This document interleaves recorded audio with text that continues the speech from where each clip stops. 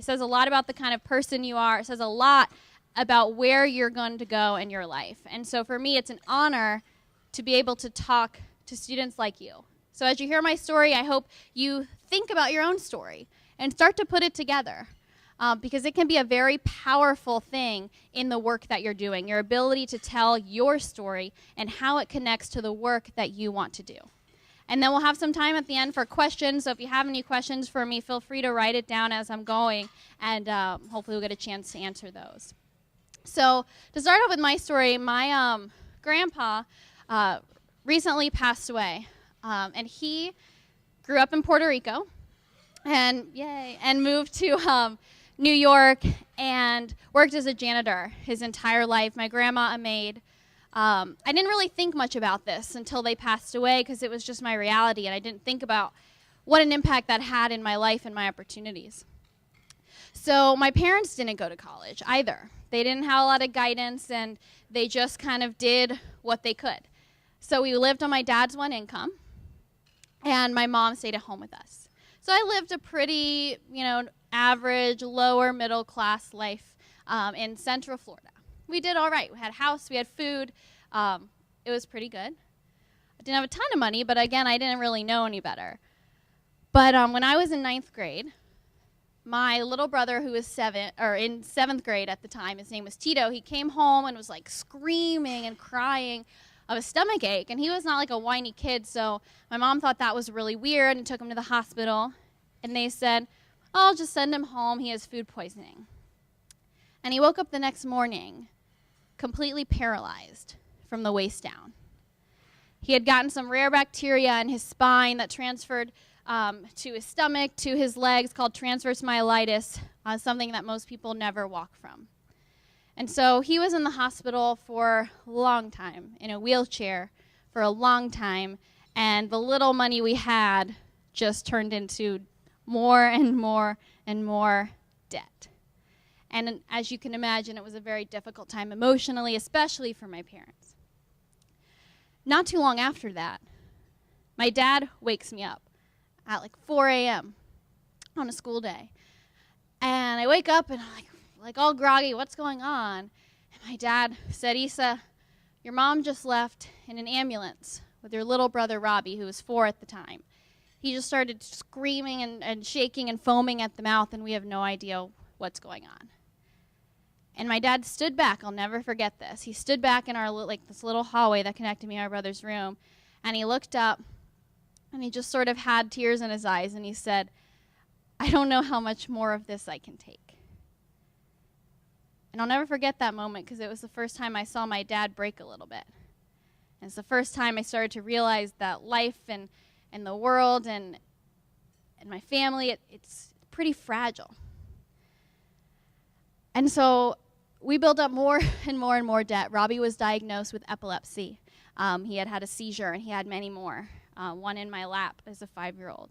And he took these huge pills, like this big, every day as a little kid until he was 12. So it was very expensive. My parents are still in mountains of medical debt that they are just probably never going to be able to pay off, that they'll probably die with. I'm really happy to say that both of my brothers are perfectly healthy today. Robbie is in high school, completely off his pills, and my brother, Tito, not only walked again, but skateboarded and found his passion and love working as a district manager for Tilly's surf and skate shop. So they're doing really well. But I tell that story because it really influenced my college decision.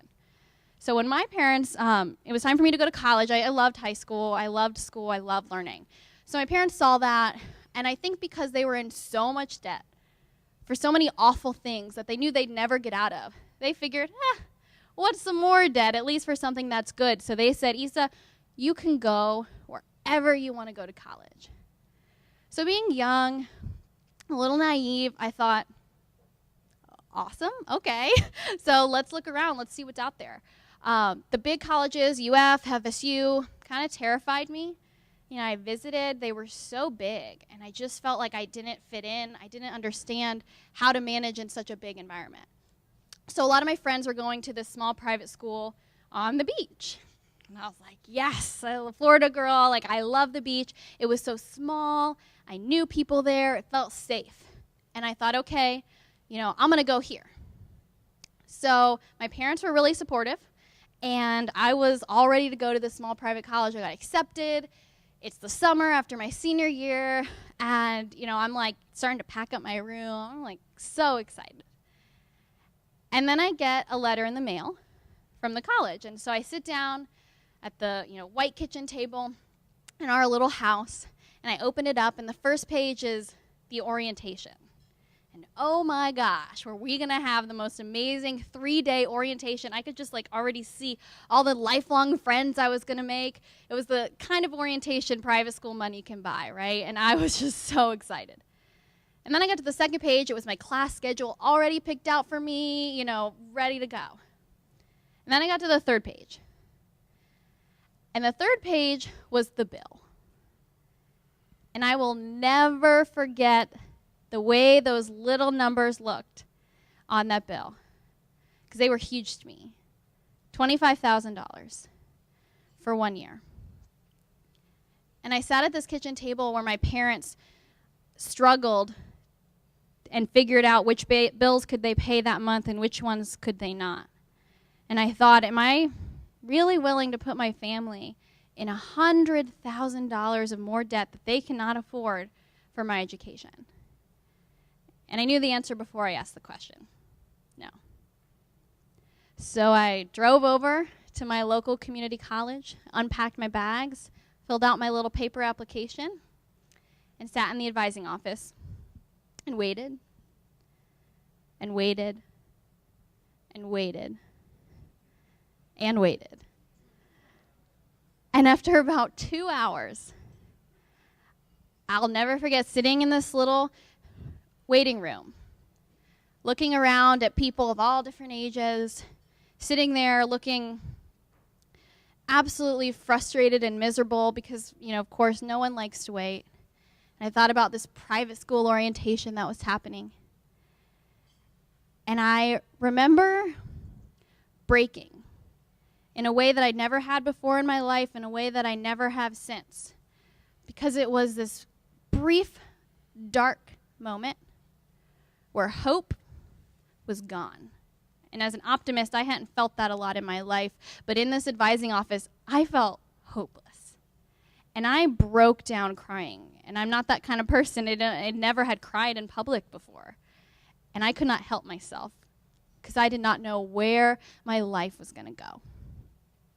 So I just sat there in this little corner, crying pathetically in the corner alone. And then they finally called my name. An advisor did. And he looked me in the eye, and he smiled. And he brought me to his office, and he helped me pick my first semester of classes and helped me pick an educational plan so that I could see where my life was going, at least for the next 2 years. And dang, did that feel good. I felt like, okay, someone seems to care about me here, and I feel like I can maybe do this. So in my first class, Western Civ, which was a class he had guided me towards, we had these pop essays, and it was this terrifying professor. Everything I feared professors were like. He was gruff, he was mean, he would call on you randomly, and he would tell you you're just wrong in front of everyone. And we got our first essays back, and this was the first grade ever I had gotten in college. So when you get those first grades in a class, it's like, okay, here's where I stand, here's those professor grades, here's where I'm going to be at this class. So my first ever essay I got back in college said "see me" on it in red letters. I was like, oh my gosh, you have got to be kidding me. I thought I was ready for college. I thought I could do this. I've never gotten to see me before. I was terrified. So I raced to his office right after class because I did not want to have to walk with him. That would have been so awkward. And so I waited for him in his office, and he came in, and he sat down, and he just looked at me. And he crossed his arms like this and just leaned back and stared at me. And I was literally shaking. And he looked at me in the eye and he said, "You need to be in our honors program." Phew. First of all, I was like, oh my gosh, okay. And then I go, I didn't even know we had an honors program. That's something you guys mentioned earlier today is we don't always know what's out there, even if you're a go-getter type student. And I didn't know that my college had an honors program. And so he proceeded to tell me about it. And he didn't just say, oh yeah, we have an honors program. Apply, see you later. He said, we have an honors program, and did you know that when you get involved in community college, when you get involved in your honors program, when you get involved, community college can take you wherever you want to go. You can go to Harvard for your graduate school. You can go anywhere you want to go for your undergrad. Did you know that? I see something in you, and I think you can go farther than you think you can go. And that was one of the most powerful conversations I'd ever had in my life. I was lucky enough to have parents who loved me. You know, I grew up fairly confident, but I still had my bar here because I had never seen anything higher. And that was the first person in my life who said, hey, guess what? This isn't good enough. You can go here. And he believed that I could do it. And to me, there is nothing more powerful than that. And so I got involved in the Honor Center, and he actually walked me to the Honor Center director's office. And then I got involved with Phi Theta Kappa because one student, her name is Annalore, came up to me in class. I didn't know her. And she just said, hey, we have a Phi Theta Kappa meeting after class. You know, I've heard you talk in class. I think you should come. You should be an officer. I think you'd be great. I was like, first of all, this is kind of weird. Who is this girl? And then I thought, oh, wow, she thinks I could be an officer? That's pretty cool. Why don't I go? It turned out they were just trying to get their chapter started, so she was probably telling that to everyone. But I ended up becoming an officer, and it was one of the best experiences of my life. I got to ride on my first airplane to the International Convention in Nashville. And at one of our meetings, and we were just starting up at the college, we had 10 people there, and a guest speaker. Her name was Alita, and she had just won it from our college a year before, the Jack Kent Cooke Scholarship. Which is a scholarship that gives $30,000 a year for your undergrad and $50,000 for your graduate school. And so I heard her speaking, and I thought, like, what? People give away that much money to go to college? Like, I have to apply. I have to look into this. And so I went up to her after she spoke, and this is something I was talking about at my table. It's something I encourage all of you to do. You know, you've met a lot of cool people here, and in anything you do in your future, talk to people after they speak if they say something that interests you, because you never know where that will go. So I talked to her, and she told me what it took to win the Jack Kent Cooke. And she offered to mentor me and tell me what they looked for and help me with my essays, and I took her up on that offer. So that was in October, and I applied. It was tons of work, tons of essays, did them over and over again, and I didn't hear anything back. And so, you know, I figured, okay, that's all right. You know, I didn't get it, but I'm excited. I'm going to move forward. I'm going to go transfer to the public school right next door because that's what I can afford, and I'm going to make the best out of it. I've learned already that I can do that. I can make the most of wherever I am. It does not matter where. So we had our graduation, community college graduation. We had a little honors banquet, very similar to this setup. And our president, Dr. McGee, was giving her remarks. And so she finished, and she goes to walk back to her table. She's like, oh, one more thing she forgot. She's like, I also wanted to announce that we have our second Jack Kent Cooke Scholar, Issa Adney. And I was sitting right about there, and I stood up,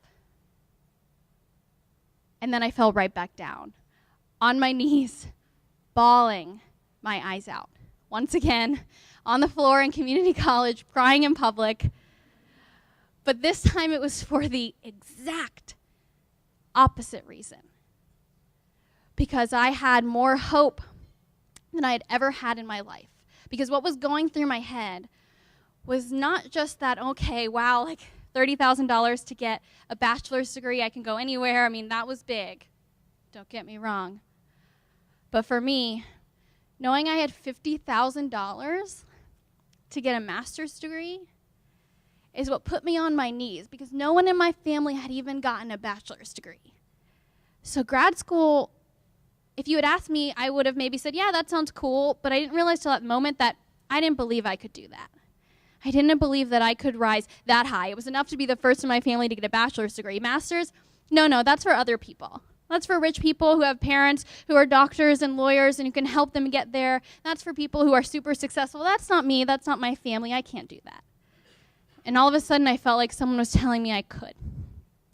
And that changed my entire life. And it was more than just the money. It was that switch in perspective that I could actually do the things that I wanted to do. And even as a confident person, I still didn't believe I could do it until that moment. And that changed everything. So I went on to Stetson University, a private university in DeLand, Florida. And I fell in love with it because I had met with the program directors for the communications program that I wanted to do and had a fantastic education, loved my professors. But what happened my last 2 years is I was really struck with this culture shock because all of a sudden I was like the only one, it felt like, who was like poor.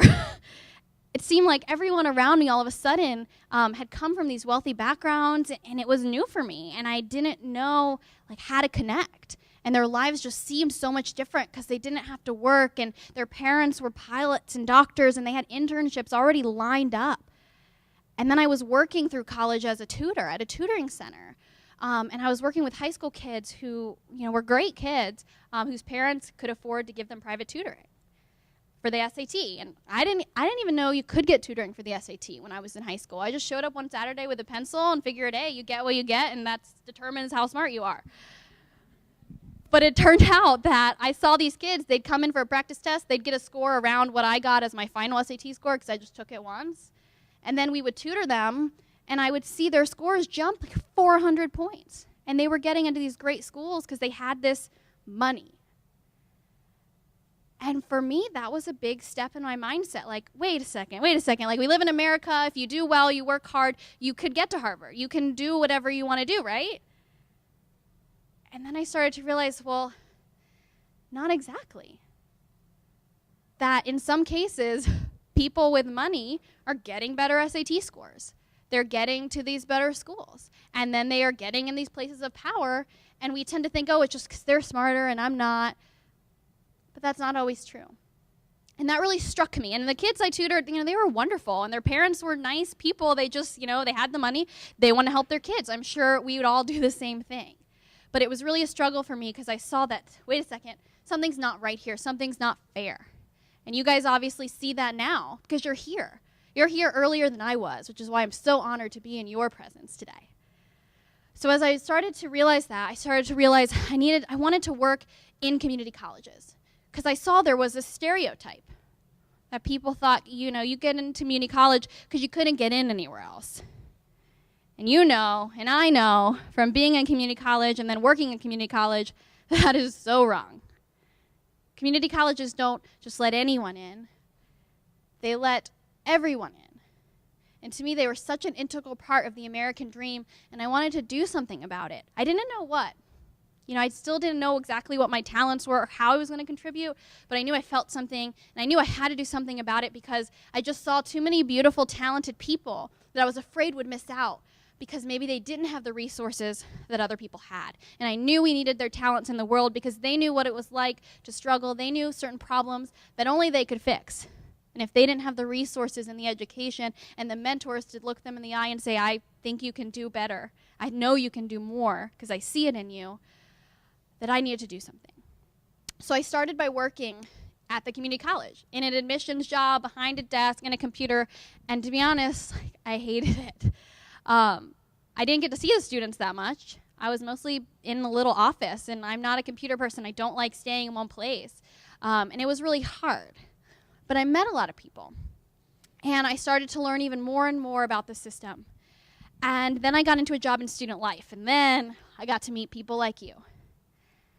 And it was when I really got engaged with the students in student life and going to SGA retreats and going to conferences and just having conversations with you guys and with students just like you, I realized that there was this common element in the students who were successful and the students who weren't.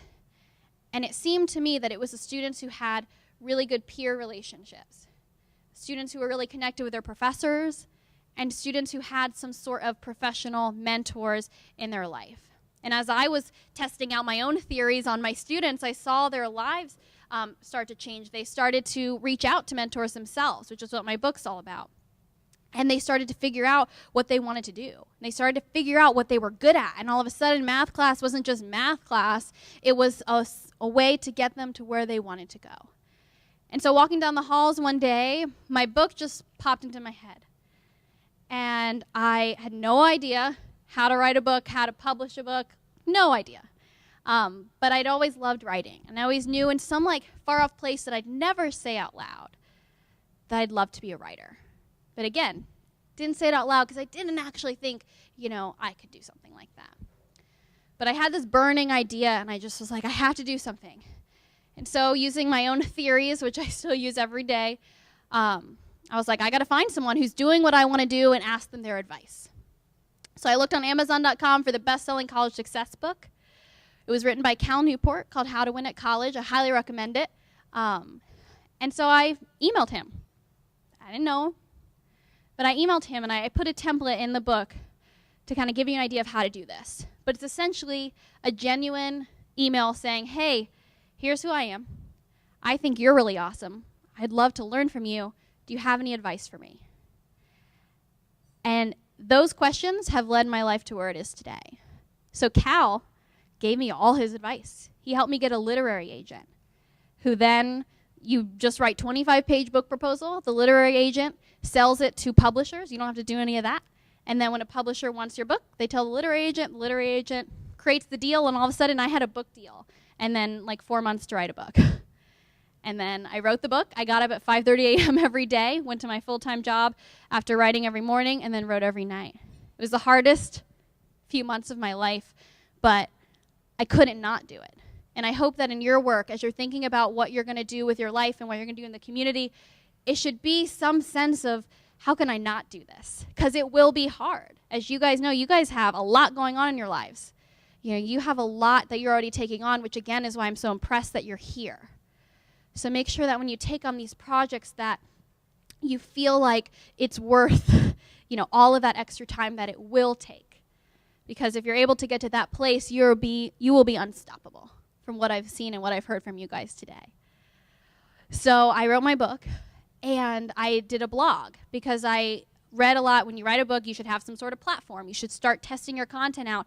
So I looked up, and I was so excited when I found out the URL communitycollegesuccess.com wasn't taken. No one was writing about community college students. No one was writing about, here's how to succeed in community college. No one was writing about how to help students and reminding the world how awesome community college students are. And so I was like, oh my gosh, like no one's doing this. I can do this. I bought a URL for like $6. Google Blogger helped me do the rest. And I've been blogging for about 1.5 years. And I wouldn't be here if it weren't for that blog. I wouldn't be here for all of the mentors that I've met along the way. And since then, my life, like you are with me right now at the pinnacle of things happening to me that I can't believe that they're happening. I just quit my job at the community college 3 weeks ago to now be able to do this full time.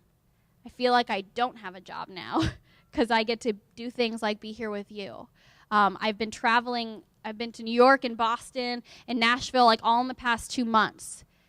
And that's more traveling than I had done in my whole life. And I am, meeting people and doing things. I've been on like tons of TV shows and being in green rooms, and like it's so surreal. And I think about my professor who looked me in the eye and said I could do stuff like that.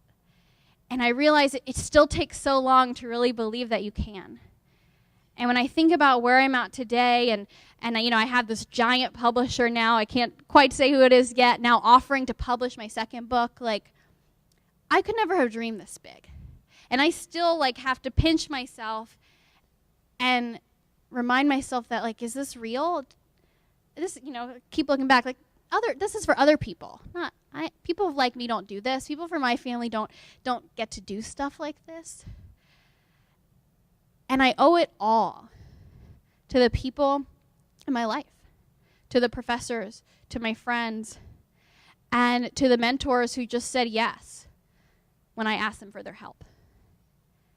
And I see so much potential in this room, and I see so much potential in you guys, and I just hope that in some small way, my story can be an example so that you have one more person telling you that you can do anything that you want to do in your life.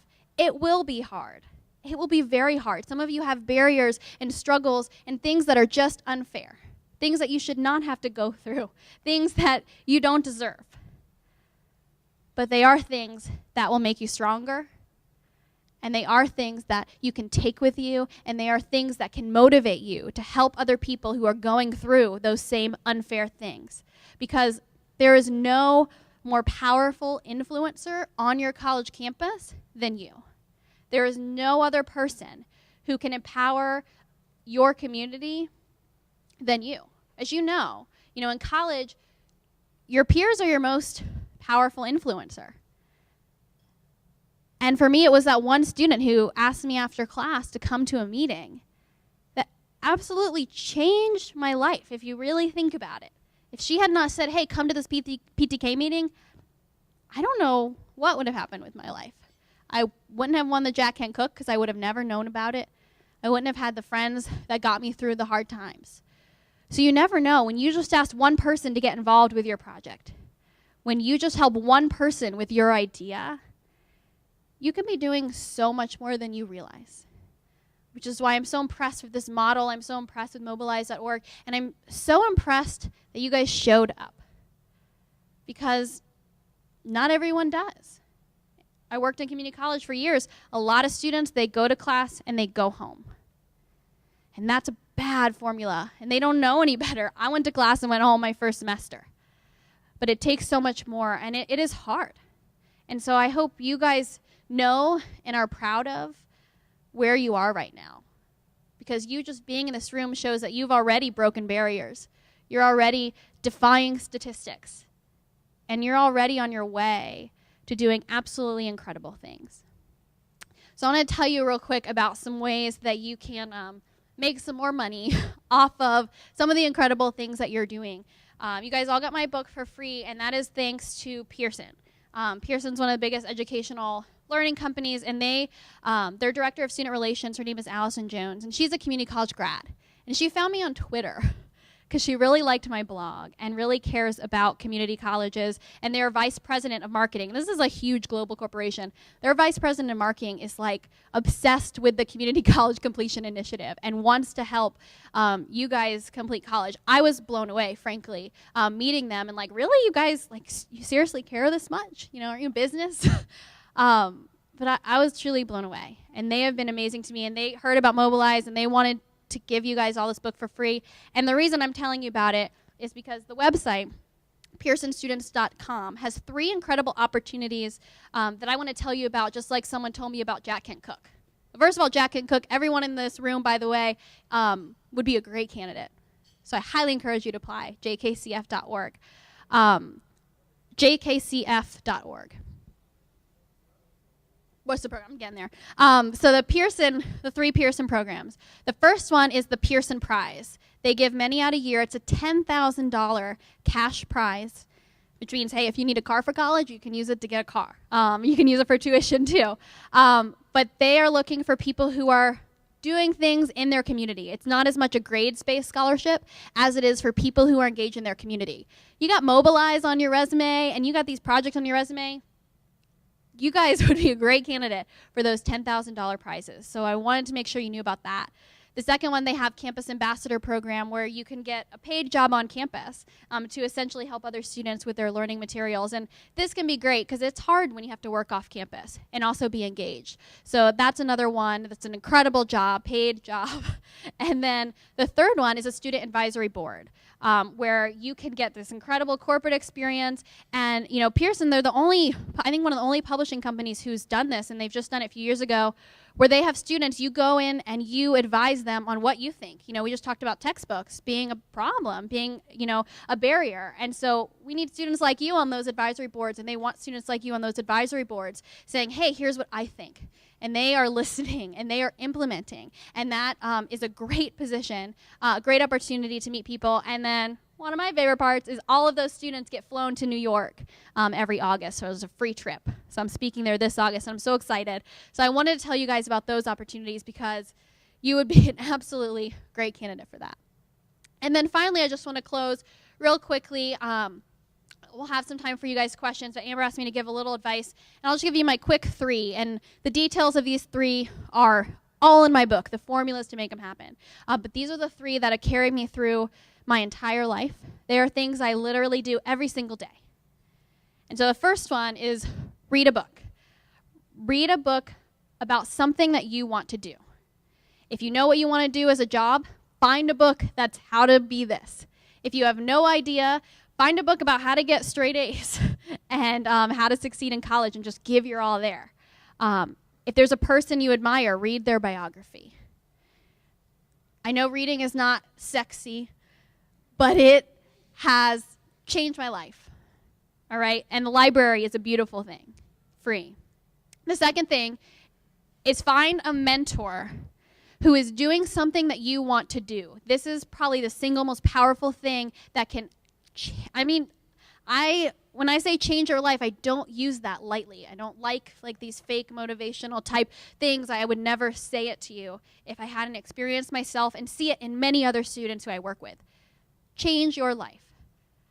Find someone who's doing what you want to do and ask them for advice. And all of that formula is in my book. But I want to tell you, you will be amazed at the kind of people who would talk to you. If you look in my book, look in the inside cover and on the back, you'll see a ton of endorsements from New York Times bestselling authors, Dr. Padron, some really successful and powerful people in education. I didn't know a single person who endorsed my book. My publisher didn't tell me how to get endorsements. They didn't help me at all. I did that all on my own by using the formula I mentioned in my book, which is essentially honestly asking people for help and telling them how much you appreciate them. So I didn't ask anyone for endorsements who I couldn't honestly say I loved their work. So if you find someone who you admire, they will talk to you, and you will be amazed at the level of people who will help you. And once they see you do that, they will be so impressed with you. They will want to create internships for you. They will want to create jobs for you, and they will want to bend over backwards to help you with anything you need when you show that kind of initiative and you show them how much you want to learn from them. That's the biggest thing. All right, and then the last thing is figuring out what you're best at. Use this time in college, your leadership experiences. Notice what people compliment you on. Notice what you feel most alive doing. And think about how you can use that to impact change, because that is where you'll be most successful. For me, I've discovered that I love writing. And so my blog and my book has been a great way for me to tell stories. And I just got Fox News Latino, which is this new Latino-focused website, just gave me a column to write about things like this. Mobilize is going to be my first actually official article. I'm going to be talking all about you guys. So I can't wait for that. Thank you. So I have found this niche, and I'm soaring. And not because I'm some, oh my gosh, amazing superstar. If I was trying to do some other things, it would not look good. I could not act. I could not sing. I'd be horrible at starting my own nonprofit. I learned what I'm good at, and I've learned what I'm horrible at. So learn that. Be okay with saying, that's probably not where I'm best. I know other people who are way better at that. But notice where you come alive. Because if you can take your best talents that you have and turn them towards what you're passionate about and the kind of change that you're wanting to do, you will be unstoppable. I've met some amazing artists at my table, my cartoonist, wherever he is. I know there's some amazing videographers. Even if you have a talent that may not seem immediately connected with some sort of social change, I promise you it is. Because if you're good at it, people are going to notice, and they're going to notice what you care about and what you're doing. So RMT, read, mentors, your talent. All right, don't forget that. I want to thank you guys so much for having me. I have some time for questions now, so I will turn over to you. Thank you.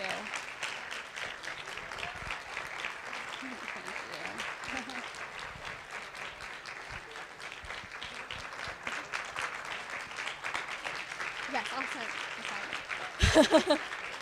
Thank you.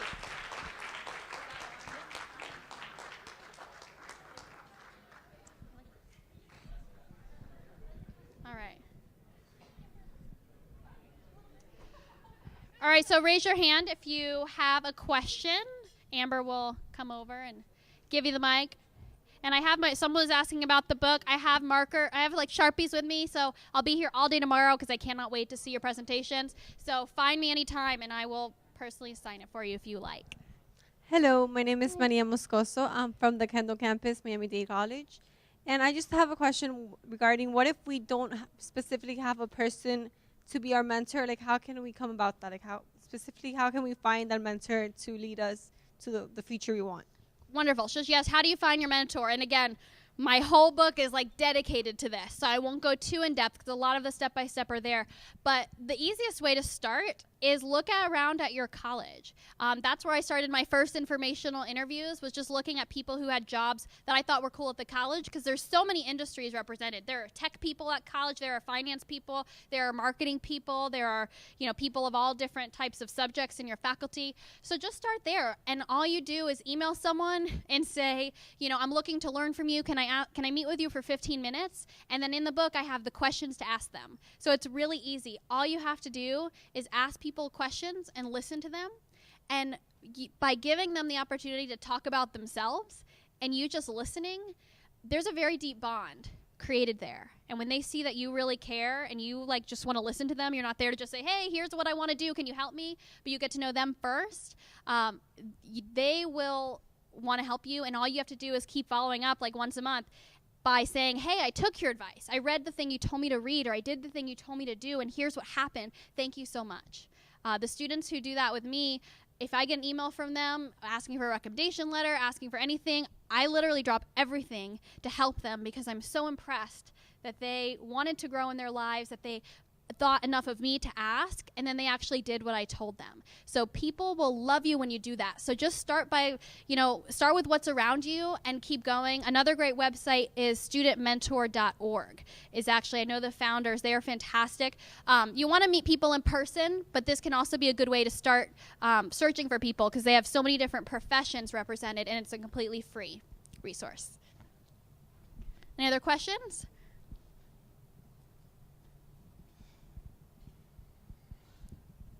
Thank you very much. Thank you very much. My name is George Mary Pian, and I go to... Can you talk louder? I'm sorry, I can't hear you. Thank you. My name is George Mary Pian, and I go to MDC North Campus. And my question is that, what do you think community college students actually need to be in the same level with Ivy League students? And sorry, I can't hear you. Can someone repeat that for me or hold it really close? Okay. What do you think community college students actually need to be in the same level with Ivy League students? And what do you think we actually lack? We're actually lacking to be in the same level as those people. I'm sorry, I can hear what do you think community college students need? And then it dropped off again. Can someone repeat for me who's maybe nearby? All right. Can you hear me? Yes. All right. What his question is what do you think community colleges need to be on the same level and contend with Ivy League schools? What do I think community college need, as an institution? Yeah, was that the specific question? Yes? Yes. Okay. Well, I think to me it's not always about, okay, community colleges need to be Ivy League. I think people need to just recognize community colleges for their own merits that I see are better than Ivy League, because I think there is something better than accepting everyone versus just taking the top 1% and the top SAT scores for your institution. I don't think community colleges necessarily need to model that. What I think the best thing that we can do is what you guys are doing right here, which is empowering the students to be proud of where they're coming from and empower the students to make the best of where they're at and to create programs that are going to help the talent that is already in the community college soar to wherever they want to go afterwards. So I think it's really about connecting students with the resources that are already there, just like you guys were saying earlier today. I think it is quality. I think it is more quality than people realize. And I'm sure there's some colleges are, better than others. I haven't been to every community college, but the ones I've been to so far, every student I've met so far, and the professors that I have had were just as incredible as the professors and the resources and the people I went to at my private school. And honestly, when it came time for me to get a career, I went back to my career center at my community college because they were more helpful and they were more personal, and I had this better community there. So I think we have a lot to be proud of at community colleges, and I think we need more of you guys stepping up. just like you are. I'm preaching to the choir here. But I think the more and more students can reach out to other students, that's where the real change is going to happen. The institutions just don't have a lot of money. They are, very much like you guys talked about, wrapped up in this bureaucracy. I worked in it. It was tough. And where the real change happened that I saw were the students, were you. I'd just like to say another thing. First off, to introduce myself, my name is Anthony Correa. I represent Miami-Dade College, and I'm at North Campus. I'm the SGA president there. We're discussing at this table, and it's something that we've been discussing this whole summer, really. First off, thank you for coming and speaking to us. Today, really, all the discussions, the solutions we had, something that really impacted us was your story, because it wasn't just concepts. Something, everything you said were really results. They testified to it. So much that it actually has impacted us. We want to create a coalition, create a network that really strengthens Miami-Dade College. I'm sure this is a model that any other community college wants to do. So, as representatives, and we've all spoken about it from different positions, and actually I was sitting here reading a little portion of your book of how to become a president, and all the tips you were saying in there is just, are all things that we're discussing today. So we want to create a network, a coalition, and basically everything you just said answering our question, it really is really motivating us. So we wanted to, formally invite you, ask you if maybe we can make some type of initiative together. It's something really we want to unify everyone and use our strengths. That's something that really defines a community college. So we wanted to ask you, personally, and maybe we can talk to you after, on some advice. Maybe you can tell something, just comment on it. But if you can come out to our campuses, come out to our colleges, and maybe together we can really make that much more of an impact. This program is amazing, the summit, but we want to bring it to the heart of the students and really motivate people. So I'm in. Thank you.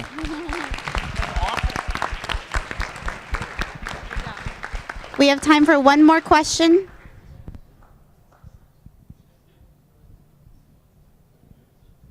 Everyone just wants to get their book signed, don't you? Okay. All right. If you guys have any other questions, or you think of it, or you want any help from anything that you've learned from me tonight, or you read my book and have questions, I am here for you personally. Just I'm on Facebook, facebook.com/CC Success, and my personal Facebook is /iAdney. Just tell me you are from Mobilize. I will drop everything and help you in any way I can. Thank you so much for having me.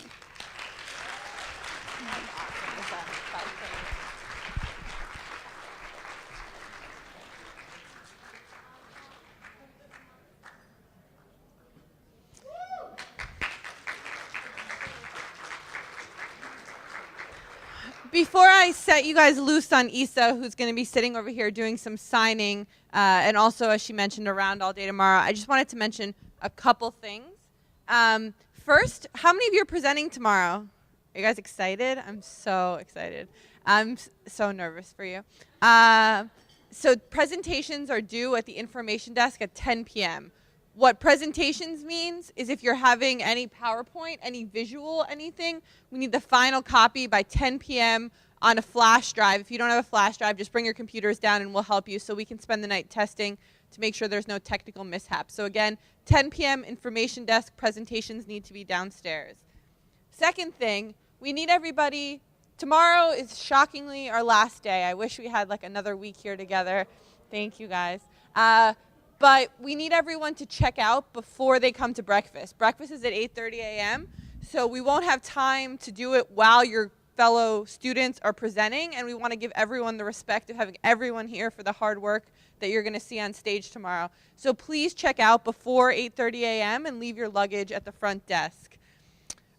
We'll get, I've had a number of people ask me about the voting data and the webcast link. And so that's going to be sent out to all of you guys. So you'll have the full data file. So if you guys want to run votes, see how different people voted, you guys will be able to use that, take it to your clubs, talk about the challenges, talk about the solutions, so everyone will get that. And this whole webcast will be archived, so you can see yourself ask a question. You can watch Isa's presentation every night before you go to bed, like me. And anything else you want to do with it. On the webcast note, I just want to give a big round of applause to the team for Purple States thank you so much for helping us capture this.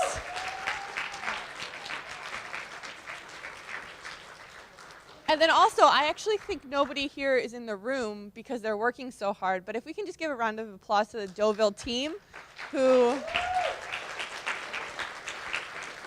and they'll all be getting thank you cards from us. But this is literally better than my wedding. And so that, and I'll just say one thing, two things to piggyback off what Issa said. So first, for the young woman who said she didn't have a mentor or couldn't find a mentor, you just have to ask people, right? So like my favorite part of my job is getting to talk to amazing young people like you, and it is an absolute honor to serve as a mentor. But I found someone who I really wanted to be a mentor too. So I took it back to 4th grade and passed him a note that said, Daryl, will you be my mentor? Circle yes, no, or maybe later, right? And we were in a conference and he was just amazing, and so I sent him this note, and now it's framed, and he circled yes with exclamation points. So if you find someone who you admire, find someone whose position you want to know about, get to them and ask them. And if I could tell you the person in the room that I've learned the most from, it's definitely Miss Amber Cruz. So if you guys are looking for a mentor, please, I'll give her some staff time to talk to all of you, because that's her favorite part of the job too. Thanks, Nick. The second thing that I was talking about thank you cards. So the biggest, and I'll tell you guys my story a little bit tomorrow, but the biggest piece of professional success that I've ever experienced, or the biggest lesson that I've ever learned professionally, was about the power of thank you cards. So a lot of you guys saw me today spending 2 hours writing thank you cards right at the information table. So if you guys have met someone who has said something that's important to you, that's something that's transformed you, take the time to let them know that. Issa is so right, because the people that have picked up the phone and called me back because they got a thank you card, or the people that have sent me a note back, that's one of the most powerful things. And we have a big stack of thank you cards. So if you guys want to take a couple and send them to the Knight Foundation, send them to Issa, just come find me and we'll get you those. But I think that's a really powerful way of appreciating someone and building a connection. The last two things I'll say, first is, how many of you are going to submit a seed investment? For that gentleman, Anthony, that just spoke in the back, I hope you guys fill out a seed investment, because we would love to fund you guys to bring those convenings to campus. So what a seed investment is, it's for those people who weren't able to submit a proposal here at the summit, but because of the people you sat with, the conversations that you've heard, the speakers you've been exposed to, these ideas popped in your head that you're like, why isn't my school doing this? Or why aren't we doing this together? So I have forms. If you want to come see me as soon as I'm done talking, I'll give them to you. They're due at 2 o'clock tomorrow. And it's not a hard thing. It's just, this is the kernel of idea that I have. And what's going to happen on Monday when we get back to the office is the Mobilize team is going to sit down and we're going to give out some more money. Anne has been working really hard to raise an additional pot of money that we can put on in your hands to help you test this. So please, please, please apply for a seed investment. Then the last opportunity with Mobilize that a number of you guys have, or not, there's going to be a lot more, but the last opportunity that I'll mention today is the Millennial Civic Engagement Summit. A lot of you have seen it in your emails, but we're going to be bringing young people together August 24th through 26th from 5 states: Florida, Pennsylvania, Michigan, California, and North Carolina. And those are the 5 states with the lowest millennial engagement, and we think you guys are going to have something to say about it. We think you're doing work in your communities that's going to change that. And so we hope you guys submit proposals and apply to attend in North Carolina. It's another free trip. It's another chance to get together with your friends, and it's a couple days before the Democratic National Convention, which is going to be one of the most exciting times in political history. So if you have an idea on how to increase civic engagement on your campus, check out the website and apply today. You win $500 immediately if you're voted on by your peers, and then you'll have a chance to win $25,000 in Charlotte, a share of $25,000. So, Issa, if you want to go have a seat there, the evening is done. If you're presenting tonight, we're going to go up to the rooms where we have the service projects. We can talk about tips, ideas for how to make your presentation the best. I'm going to be sitting in there, and we'll meet there as soon as this is over. Again, 10 p.m. information table for your presentations, or we're not going to be able to include them. So thank you guys so much. Thank you, Issa. I didn't breathe at all that whole time.